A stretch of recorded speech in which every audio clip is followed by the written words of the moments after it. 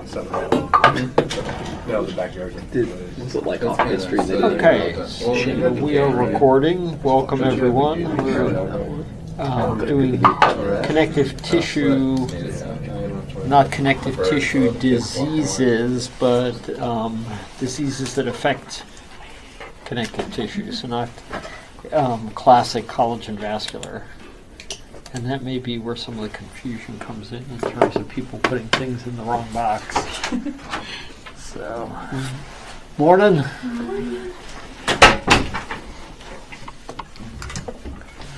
Okay, so Shane, what do you see here? I see hyperkeratosis, large hepatic vessels, maybe some radiation fibrosis. So, how does you're leading the witness with radiation fibrosis? Radiation. How does radiation dermatitis differ from morphia? Well, it has a large hepatic vessels. It has the radiation, I guess, elastosis. So it has what looks like solar elastosis, but extends deeper and often involves fibrous tracts. You can see.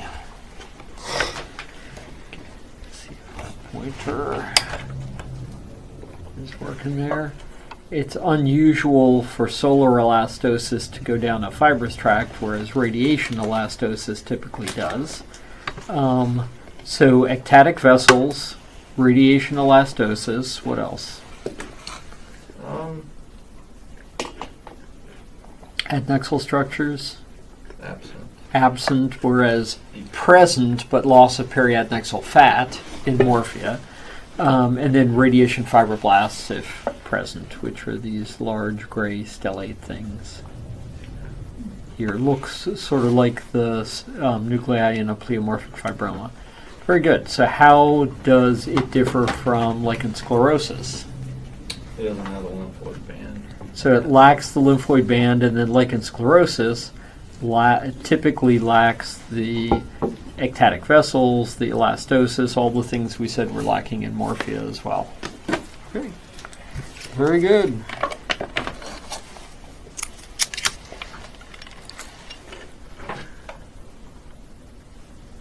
Okay, Rachel. So it looks like the collagen's like pretty close and kind of like whirling, and then you have the bubblegum pink collagen. Suggests? It looks like keloid. Yeah. So keloid always forms on the background of hypertrophic scar. So a hypertrophic scar are these whorls of collagen fibers and fibroblasts. And then when it forms the thick bubblegum-like collagen, that is keloid formation. Very good.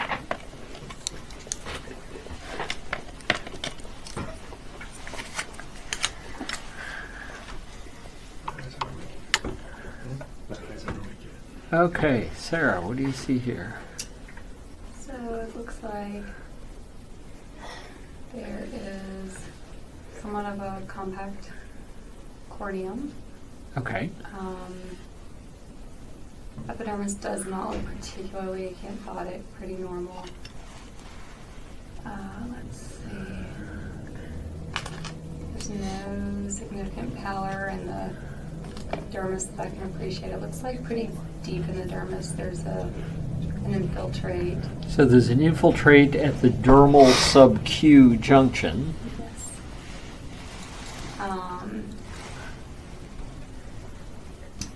So the collagen looks pretty pink. Pretty pink. Is there any white space between the collagen? Just a little bit. Is that normal? So is there more than normal, less than normal? I think there's less than normal. There's a lot less than normal. So you're missing the normal white spaces that should normally be between the collagen. What should normally be around the eccrine coil? There should be fat there. And what's missing? The fat. The fat? Okay. So you have loss of white space between the hyalinized collagen bundles, and you have loss of periadnexal fat, and you have a deep dermal sub-Q interface lymphoplasmacytic infiltrate. There are some perivascular plasma cells above. The overall shape of the biopsy, Rectangular. rectangular as opposed to tapered, which soft skin typically gives you. So what's your diagnosis? Morphia. Morphia. Very good. And then elastic fibers in morphia are not only preserved, but let's see if we can see a good example here. Not so much in this one, but often they turn red. There you can see some. Elastic fibers are normally blue, and they turn red in morphia. So they're preserved, unlike a scar where they're lost, and they turn red, which is a pathologic change. So they are altered, but they're not lost. They simply turn red.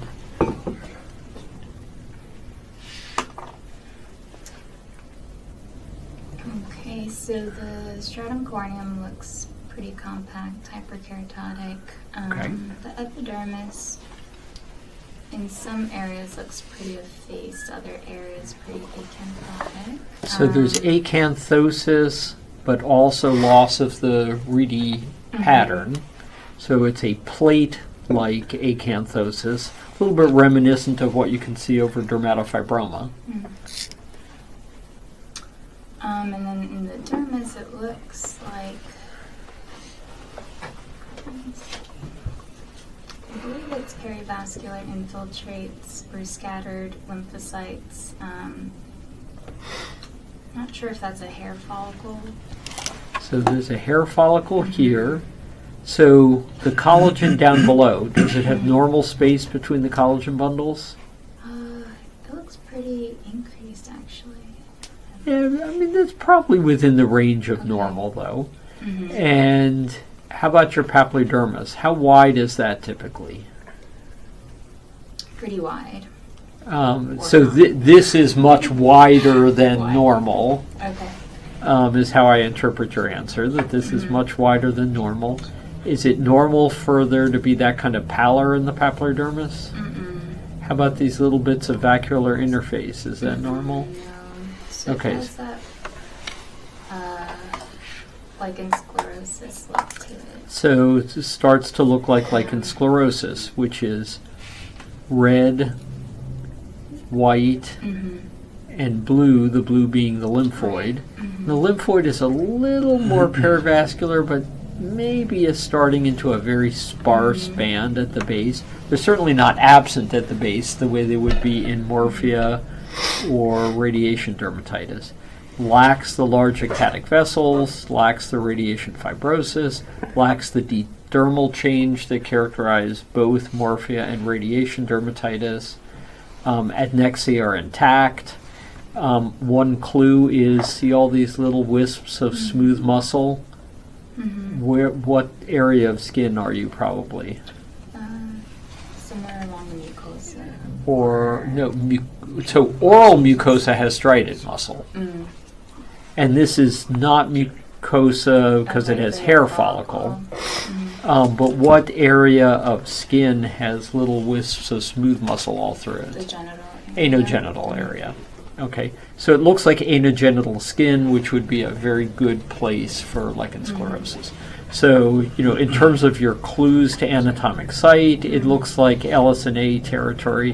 Now, lichen sclerosis can occur anywhere, but has a predilection for anogenital skin.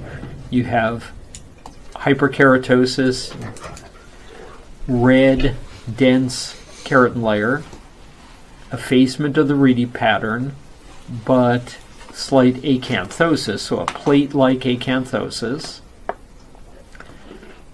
You have pallor and widening of the papillodermis, shifting the superficial subpapillary plexus downward.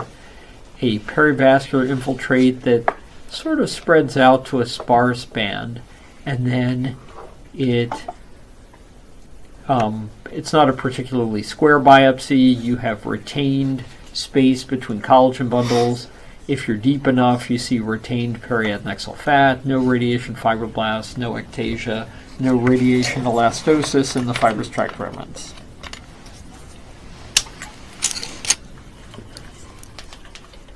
Okay, how about this? This is a very square punch. The collagen's very dense. So dense collagen, maybe some loss of space between collagen. How about the adnexal structures? They once again do not have fat. So loss of periadnexal fat. Now, tell me about the pallor here and the little bit of pigment incontinence. Is this like in sclerosis? No. Why is that? Sounds very dogmatic. Why is that not like in sclerosis? Because you can have the pallor and other things like radiation dermatitis and morphia. So counselor, if you were going to say this is not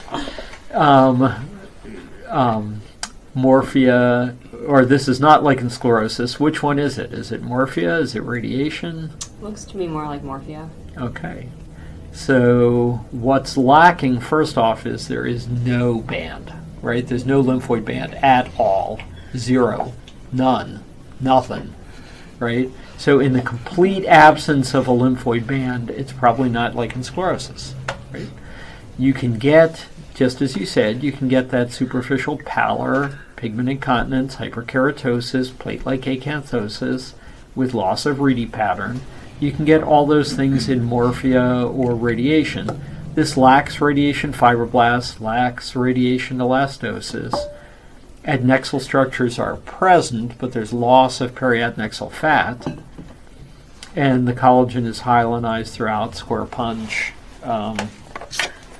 Sounds a lot like superficial LSNA-like change in something that's actually morphia.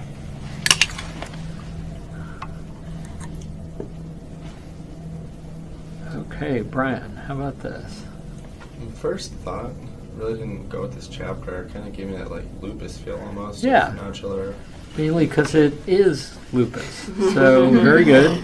So you have superficial and deep perivascular and periadnexal infiltrate, lots of lymphs in the eccrine coil. Someone saw connective tissue on the box and put all kinds of connective tissue disease in here because they were in a rush.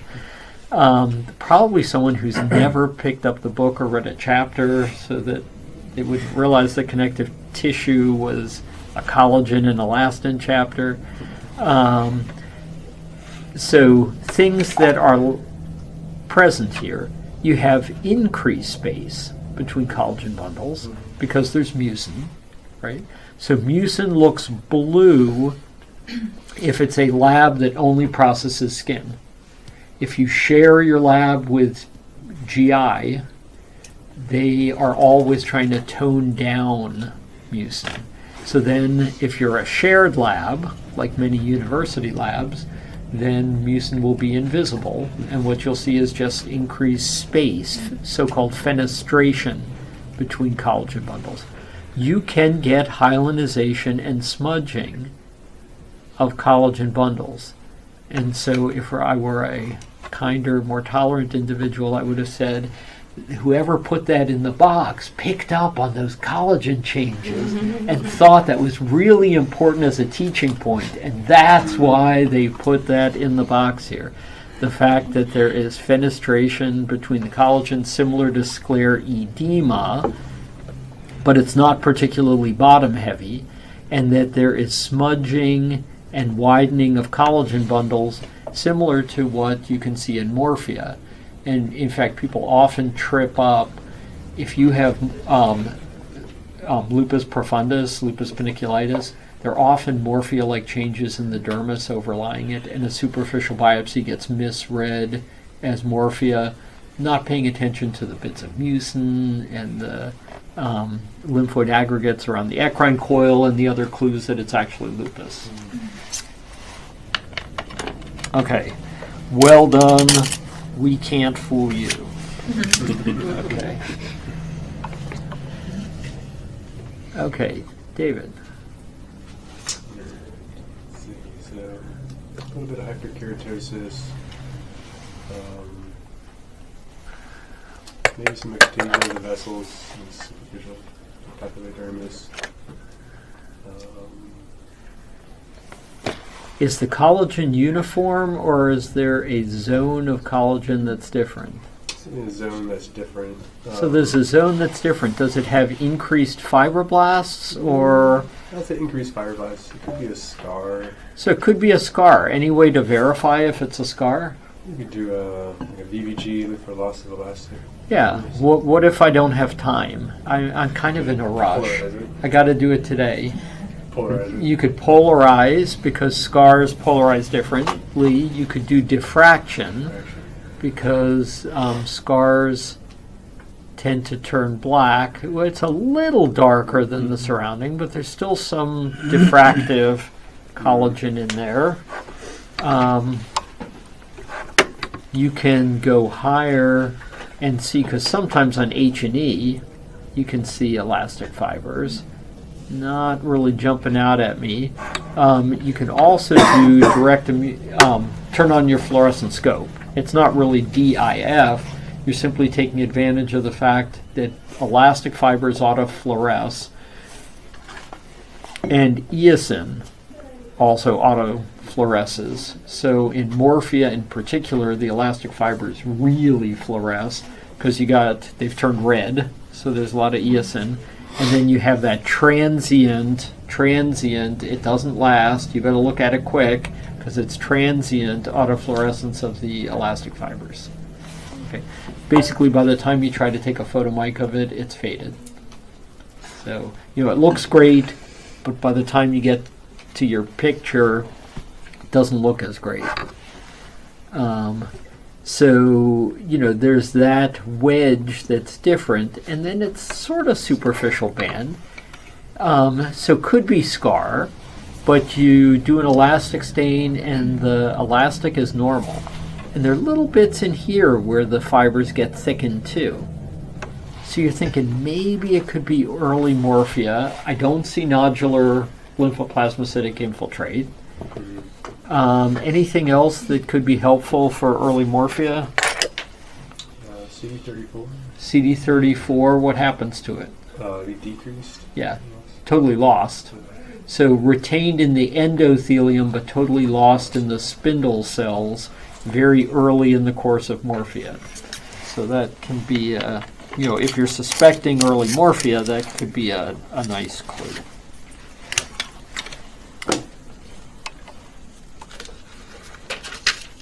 Okay.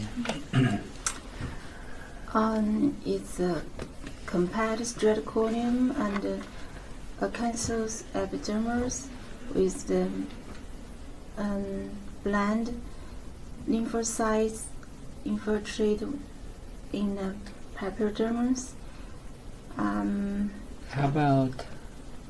But in the dermis, there looks like a ectatic with some hyalinized collagens. Are any adnexal structures present? No. So no adnexal structures at all. Very dilated ectatic vessels. Thoughts? Maybe radiated dermatitis. Radiation dermatitis. It doesn't have the heavy band of radiation elastosis, but when you look at it, the fibroblasts are a little wild and stellate. Like, look at these guys here. Those are pretty stellate big fibroblasts, right? And then you go down into the dermis, and you have certainly coiled blue elastic fibers that go pretty deep. There are not a lot of them, but they're there and they're going deep. So I think you're probably right. There's radiation elastosis, and the deeper you go, it seems the worse the sclerosis gets, which is a feature of radiation. And I'll open this to the room. What if you have a roundish area of radiation dermatitis just lateral to your spine? Too long of a cath. Yeah, too long of a cardiac cath. It's prolonged fluoroscopy. And the the patients don't think of it ever because the fluoroscopy happened on their chest, right? This is their back. With fluoroscopy, they're looking from all different angles. It all converges on this one spot on the back, and it burns a hole in it. So the radiation dermatitis is going to be just off, paramedian spine.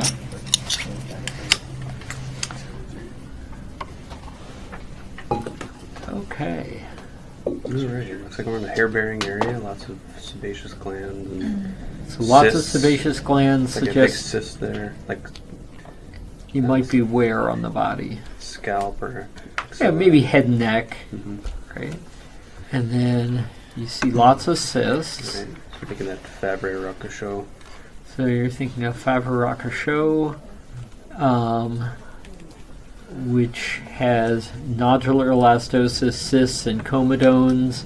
And what causes it? Smoking. Smoking, correct. So heavy association with smoking. And when you control in a skin cancer screening clinic where everyone had lots of sun exposure, it is 20, 50 times the incidence in people who are multi-pack a day smokers. So smokers' comedones, it's probably a manifestation of chloracne with the organochlorides in the tobacco. You'll see in Kodachromes one day, you'll see someone who has completely lost his nose to a nasopharyngeal cancer, has a huge cavity in the center of his face, and has horrible smoker's comedones all around it because he's using pieces of cloth to stick the cigarette under the cloth into the cavity so he can continue to smoke. The nicotine is terribly addictive. And that if you want a picture that sums up the intensity of that addiction, it pretty much captures it pretty well, and you see all of those horrible smokers' comedones around that site.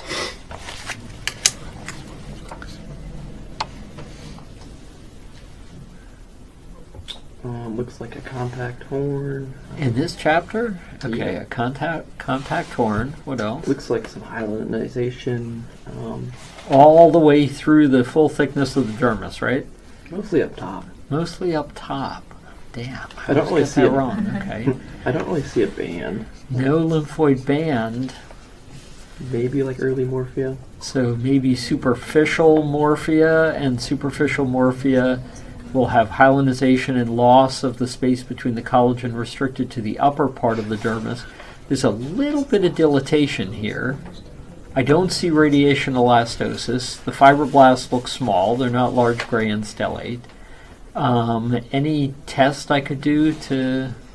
Look for the loss of CD34. Yeah, this would probably be one where loss of CD34 is exactly what you'd go to. One of the other clues is you might look to see are the elastic fibers turning red in that area. That would be a morphia-like change. Kind of a compact and hyperkeratotic horn here. Okay. Some papillary dermal pallor. Okay. And kind of I can make a lymphoid band out of that, I think. Yeah. Kinda like And less than- usually it's a sparse lymphoid band. Okay, so sort of like, less than A. yeah. And is it A? Not in those areas. Which is why nowadays we say lichen sclerosis, right? Because it's always LS, but it's not always A, right? So that's why they kind of dropped the A from it. And in fact, it's not uncommon at all to see superimposed changes of lichen simplex chronicus because it's so itchy, people are rubbing it, which is why it's not always atrophic. So that's why the A got dropped.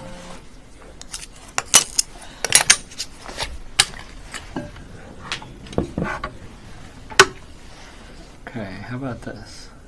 So it's like bargectatic vessels in the superficial dermis. Okay. Maybe some radiation elastosis. So it looks like there's an ulcer on the top, right? Right. Like acute. large ectatic vessels. Well, it's chronic enough. I mean, you can get ulceration in acute and you can get it in chronic. Differences are the radiation elastosis takes time to form. Your elastosis is all the way down here in the dermis. You have elastic fibers within the fibrous tract. The dilatation of the vessels is an earlier change, but you have lots of very, very chronic change in the dermis. So this is probably more like a chronic radiation dermatitis. And this is a sort of triangular area, but off-center paramedian spine on the back. Just means the fluoroscopy was a couple of years ago, not last week. And then the patient really doesn't remember the association.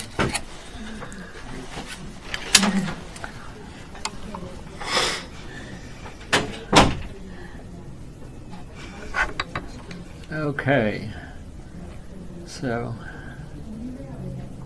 Jess, do you want to do this one? Sure. So it's compact strong cornea. The epidermis is pretty atrophic. There's some pigment incontinence. Suggesting that there has been some interface dermatitis, right? Yeah. Are adnexae lost? Yeah, I mean, there's a erector left, but not any. So erector pili, but they're kind of orphaned. But have you lost periadnexal fat? No. Not really. So you still have your eccrine glands. You've lost follicular epithelium, but you still have your eccrine glands. You still have periadnexal fat. Most of the sclerosis is top heavy. There was some interface change, as evidenced by pigment incontinence.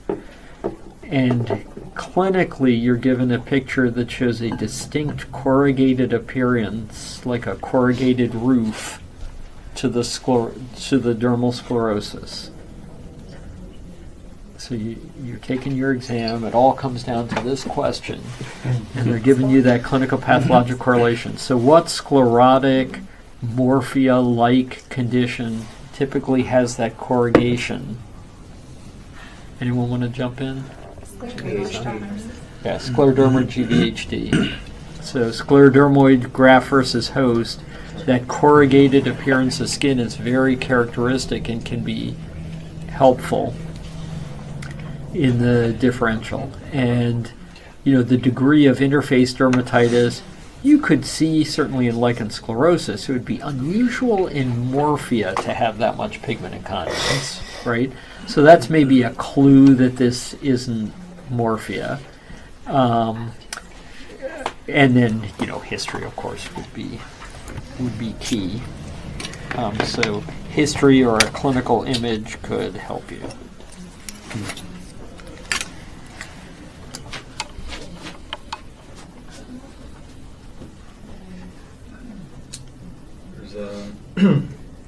Probably lupus profundus or eosinophilic fasciitis counteract. So there's lymphocytes around there. The fibrous tract is the recepti is pretty enlarged. So there. high, there's not much of anything, right? Deep, you have lymphoplasmacytic infiltrates. They're perivascular. They go deep. You have, are all your lipocytes the same size, or do you have some big ones and little ones? Big ones and little ones. So you have a touch of an early lobular paniculitis. And with the patchiness and the lymphs and plasma cells, a lupus paniculitis, it certainly can be. You could look for bits of fibrin starting to be deposited in fibrin rings. What else do you want to look for if you're thinking lupus paniculitis? Sure, it's not lymphoma. And so what clues would help you distinguish it from lymphoma? They are ringed around the individual lymphocytes, typical. So when you see lymphocytes starting to form rings around lipocytes like that, and you look for nuclear molding, are the nuclei squared off on the edges?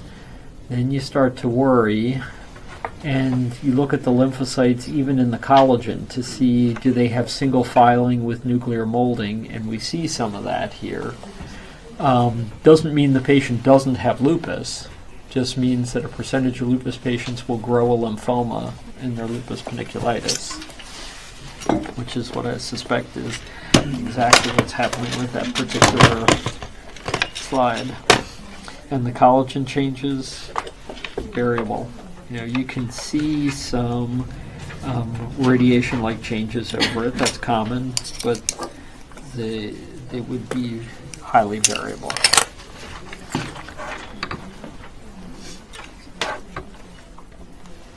Okay, how about this? So it looks like we have a compact horn in some areas, and then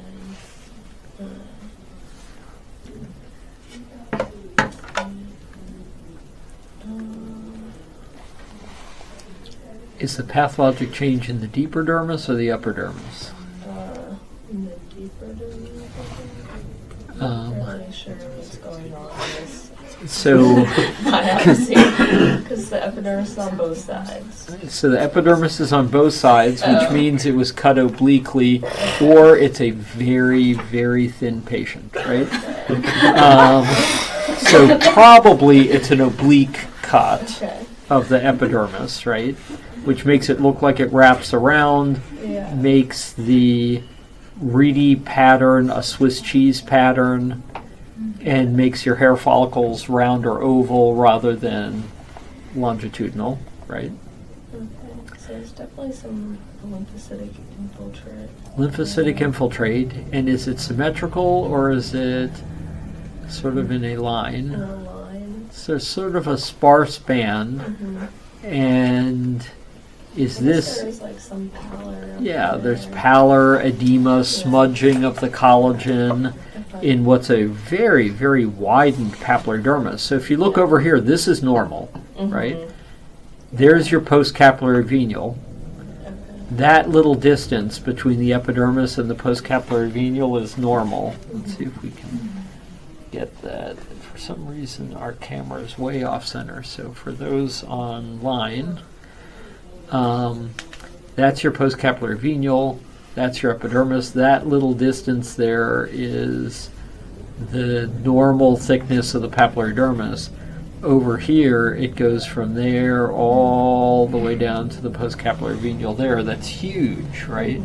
So it's a hugely widened papillary dermis with pallor and homogenization of the collagen, a sparse lymphoid band. It looks like lichen sclerosis. So it looks like lichen sclerosis. There's often a little bit of interface dermatitis present in lichen sclerosis, rare in morphia, variable in radiation dermatitis, very prominent in GVH.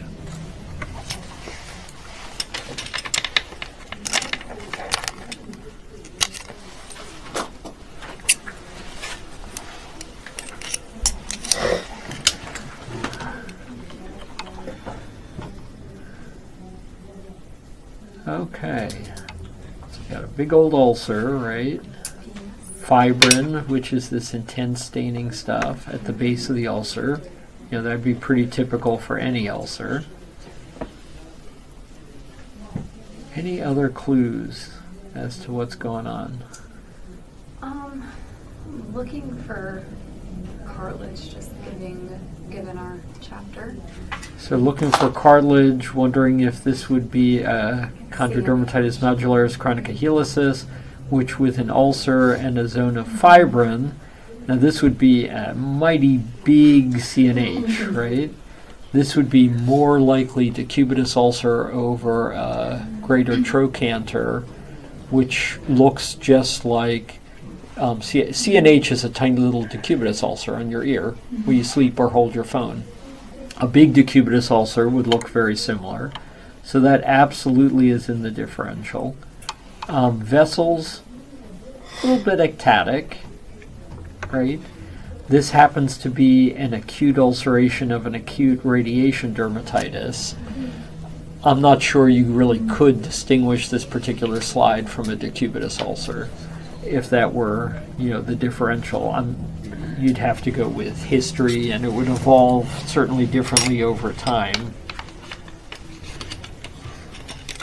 But decubitus ulcer would be good, and therefore the similarity to lichen sclerosis in terms of, or I'm sorry, to CNH in terms of what you're seeing.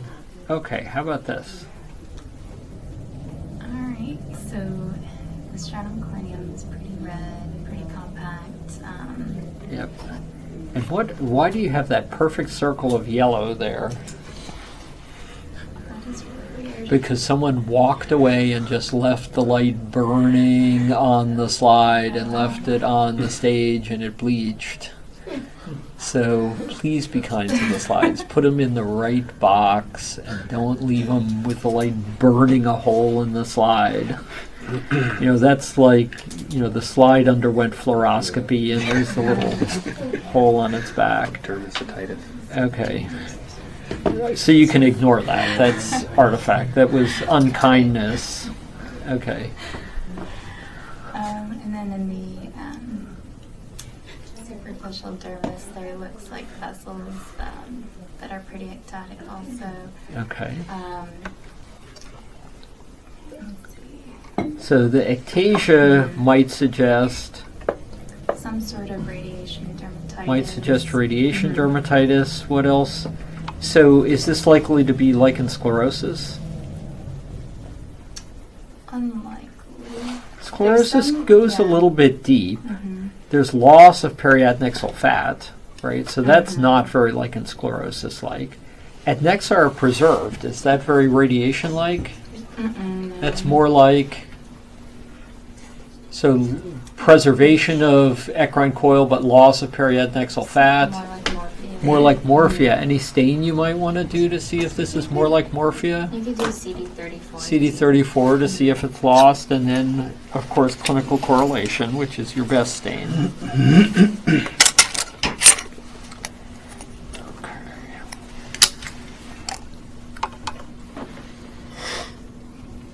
This looks head and neck again. And there's more cysts and such, so. And something that opens to the outside, Comedones. comedone, and elastosis. So you're thinking Probably smoked. probably smoked. So fiber Rococho, and then what's this? There's vellus hairs. Yeah, and what do you call bundled tufted vellus hairs like that? Vellus hair cyst. If it's down in a cyst, or trichostasis spinulosa. Yeah. Which is common with hyperkeratosis. It's a retention hyperkeratosis phenomenon. Okay. Brian. Very thin shave. Epidermis is a little bit acanthotic. Looks Yeah. like there's some nodular, I think lymphocytic Yep. infiltrate. Oh, is that a cornoid lamella? Yes, it is. There's one on the other side. So what is it? I'm gonna stay out of this chapter. Okay, so can you find any charitable reason why this slide should have been in this box? I'm having trouble too. Okay. You just gotta throw it every once in a while. Okay. Give it a try. Well, you need to have some variety. Keep some on toes. potpourri. Okay, so David, how about this? We're seeing the deeper dermis subq. You get some thickening of the septae, maybe. So, I guess depending where you are, you think like eosinophilic fasciitis or like late stage erythema nodosum, maybe. So late stage enodosum, but I certainly don't see any granuloma at this point. One of the things that can help is enodosum gets, just like morphia gets red elastic fibers, enodosum gets fibers that look just like pseudoxanthoma elasticum. It gets chicken floss fibers, just like PXE. So if you're looking down at something deep that's like paniculitis, and you've got PXE-like change, that's actually common in enodosum. It's just we tend to ignore it because you've already made the diagnosis at scan, so you don't go that high. What else? There's definitely a lobular paniculitis going on. very highlandized though. Yeah. The collagen is like a Morphia profunda. Yeah. Kind of So, and this actually is a Morphia profunda. You haven't lost your periadnexal fat yet because it starts deep in the septum. And it's going to look like Morphia, but be basically a septal Morphia. But your differential was spot on. Very good. How would like an NSF differ from that one? I'm sorry. How would an NSF? Oh, and this has too few fibroblasts. NF has too many. NSF, nephrogenic systemic fibrosis, also starts in the septum, but has too many fibroblasts. This has too few fibroblasts. In this, CD34 would be lost. In NSF, CD34 is through the roof because every one of those fibroblasts is CD34 positive. Okay. And you can often see them tram tracking on both sides of elastic fibers in NSF. So, but the biggest thing at scan is Morphia, loss of fibroblasts, NSF, too many fibroblasts. Okay, how about this? It's a pouch fiber C, but I can see some lymphoplasmocytes pleural adnextral, so it's maybe Morphia. Okay, absolutely. So, could be Morphia.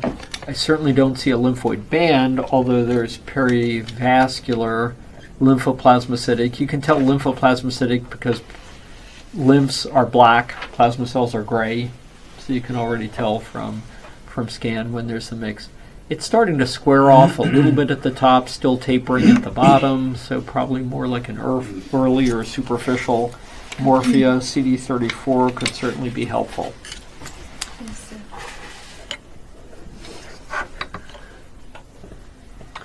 Right, pretty, a lot of hyperkeratosis, pretty red band there. There's some spaces in the papillary dermis. Looks like some superficial and deep And the inflammatory spaces in the cells. papillary dermis, so you've got papillodermal edema, superficial and deep inflammatory cells, and some of them are gray rather than black, so some are plasma cells, right? Do they overlap, or does everyone sit on a little rim of white? You seem to be kind of discrete. Anything that you know of that would be on acral skin with papillodermal edema and very discrete lymphs and plasma cells? Probably. Yeah, like chilblain. Yeah, like chilblains, which is also called Pernio. perniosis. And perniosis, half of those patients have lupus. And with the lymphs down in the eccrine coil, this patient may well have lupus. It's certainly something that you should test for. Okay, do you want to grab a potpourri box there? Because you are halfway through everything that is to be known about their path, right? So even the first years can get half of every slide that we could look at from a potpourri box. And at some point, you have to start thinking outside of the box, right? Where you have to start. So we do one more from the last box and start over. I think that's exactly what we should do. Since I've done On two a- potpourri, Are you exempted from Hope Springs Eternal? Okay. So, Kind of look like monomorphic cells. I was thinking kind of maybe like an acrospiroma. yeah, like an acrospiroma, because you have cells that are fairly monomorphous. They do have a background of pink cytoplasm, and they have round ducts. So it's a pink tumor with red ducts, which tends to be an acrospiroma. What if it were a blue tumor with red ducts? Sebaceous, right? So blue with red ducts, sebaceous, pink with red ducts because of cytoplasm. Poroma, acrospiroma group, well done.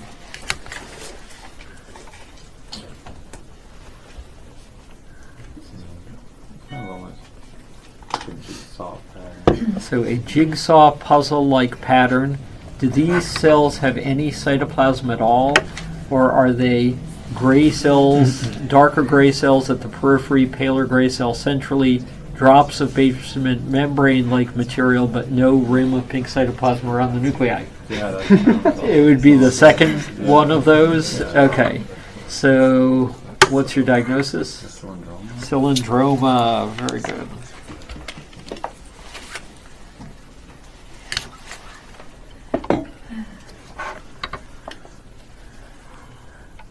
So it looks almost just like a large. Like initially, I was like an ESC, but I mean, it could be like a dilated pore. Or if it's hard to tell if it's coming up to the tongue.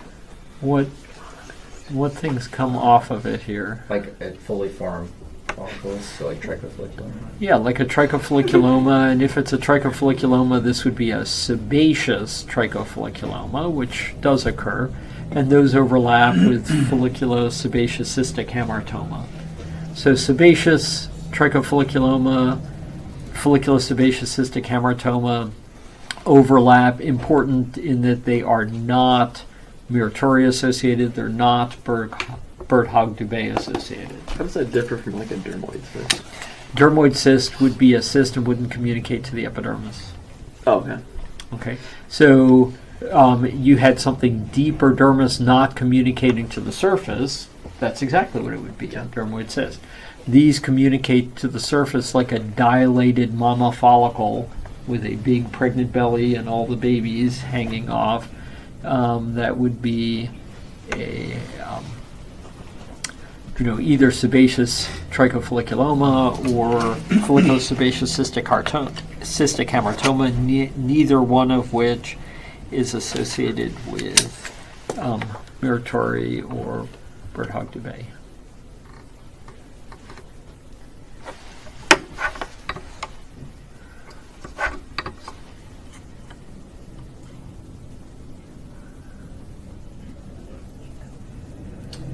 Well, this is some of those look almost like osteoclast-like. So look almost osteoclast-like, and some are distinctly stellate. Right, so these wouldn't have been out of place in the radiation dermatitis world, right? So there's a zone of fibrosis. There are these big radiation-like fibroblasts. What things might you think of? So one, you'd want to know, was the radiation change? But do you see any dilated vessels, elastosis, anything else for radiation dermatitis? I do not. What if this is a fibroma of some sort? Which one would it be? It would be a pleomorphic. Pleomorphic fibroma, which is probably what it is.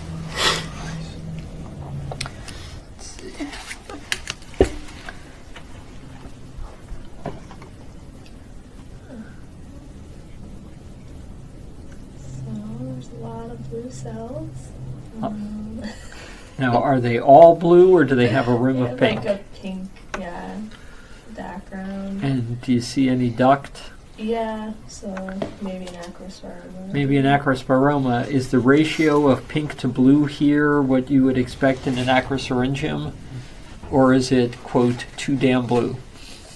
I'm going to go with the latter. With the latter, although you're too ladylike to say too damn blue. So, but it is, the nuclear cytoplasmic ratio is altered, right? So too damn blue translates to increased nuclear cytoplasmic ratio, right? So you said it looks kind of like an acrosporoma, but there's an altered nuclear cytoplasmic ratio, therefore. So carcinoma form. Yeah, which is called. So malignant acrosporoma or porocarcinoma. Okay. Yeah.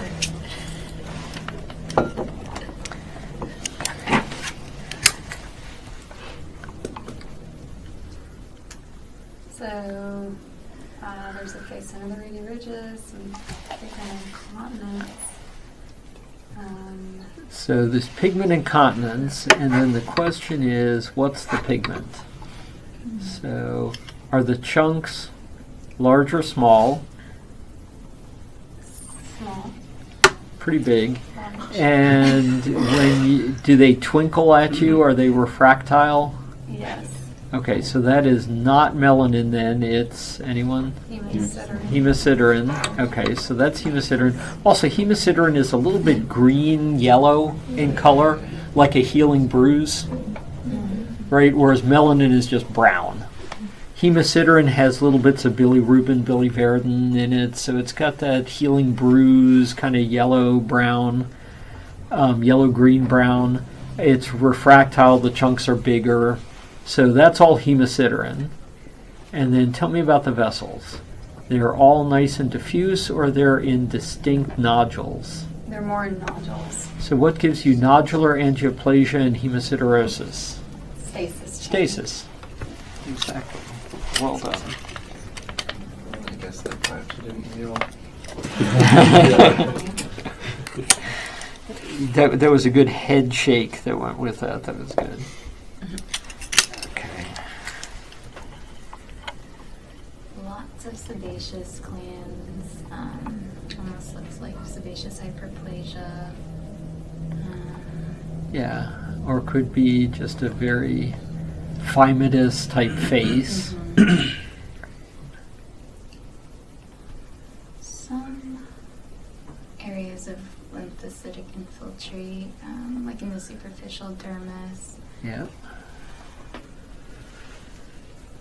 What about these guys? They look larger than normal, or they might be sitting in a hole. Sort of larger than normal, and what do you think they are? Given that they form nests focally. Melanocytes. Melanocytes, are they supposed to be there, or where are they supposed to be?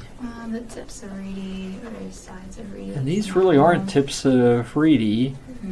Is it predominantly nested or predominantly non-nested units? Non-nested, so. Runs down adnexal structures. Is the nesting pattern regular, or is it an irregularly irregular rhythm? Atrial fibrillation. Okay, headed towards fib, right? Flat red bottom fibrosis. Yeah. So what is this? It could be melanoma in situ. Yeah, lentigo maligna, probably on facial skin.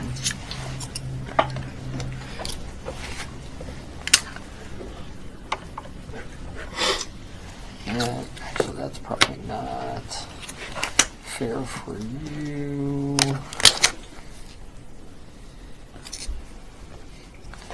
This is one you could do. So, looks like there's not. Oh, there's a little.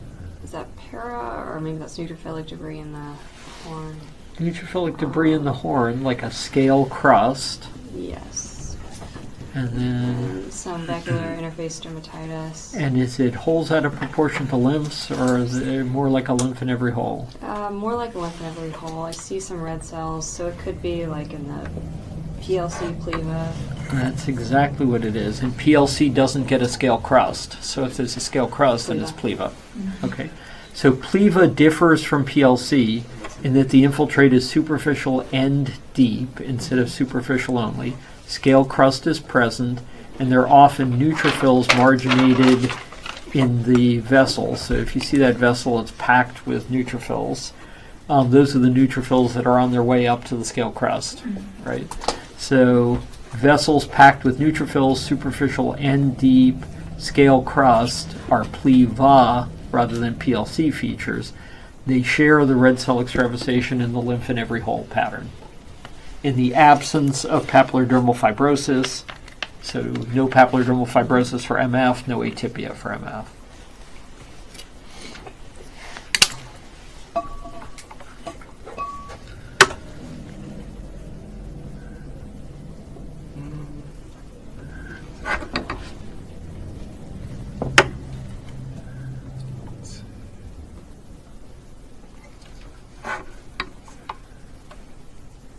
Ugly cells.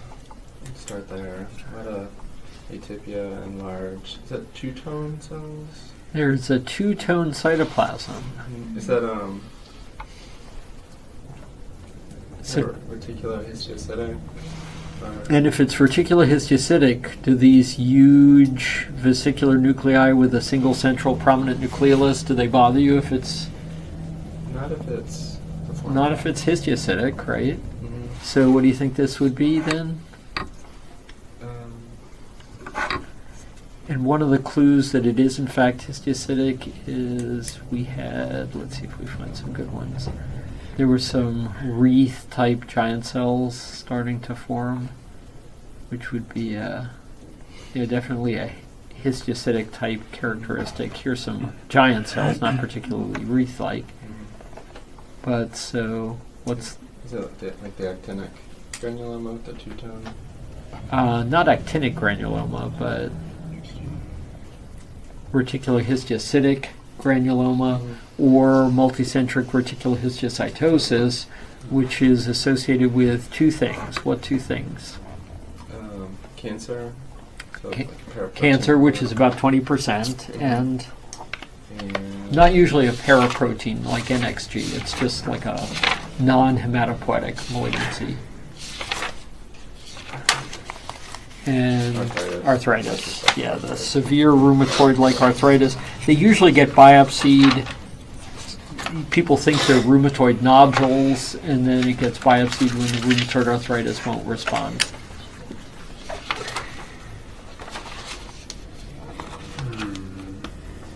So just diffuse, infiltrate, so maybe a granzone. Agree, definitely a grindstone. So kind of in lymphoma, leukemia category right now, probably. Lymphoma, leukemia. If you were to Merkel. Basically small blue, very atypical mitotic figures. So metastatic small cell endocrine, your whole small blue cell neoplasm, and this one was a Merkel. So, okay, I think we're at the end of the session. What we need to do for the second part of the year, work really well with the fellow review session so we can fly through the lightning rounds of this chapter and have some time for potpourri, because you got to start making that transition, especially for the third years.